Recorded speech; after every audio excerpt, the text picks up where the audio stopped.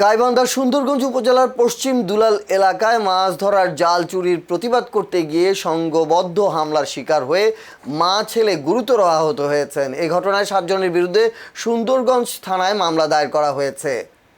অভিযোগ সূত্রে জানা যায়, গত 8 জুলাই বিকেলে পূর্ব বিরোধের জেরে অভিযুক্তরা লাঠি, সোটা, দা, কুড়াল, ছোড়াসহ দেশীয় অস্ত্র নিয়ে ইয়াসউদ্দিন মণ্ডলের পরিবারের উপর হামলা চালায়। এতে তার স্ত্রী খুকি বেগম এবং ছেলে সুজন মণ্ডল গুরুতর আহত হন। স্থানীয়রা তাদের উদ্ধার করে গাইবান্ধা সদর হাসপাতালে ভর্তি করেন।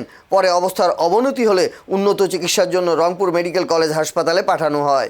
এ ঘটনায় রাসেল মণ্ডল আসাদ, আশরাফুল মণ্ডল, সিয়াম মণ্ডল, আমেনা বেগম, সেলিনা বেগম, পাখি আক্তার এবং ইমদাদুল হক দুলাল সহ 7 জনকে আসামি করা হয়েছে।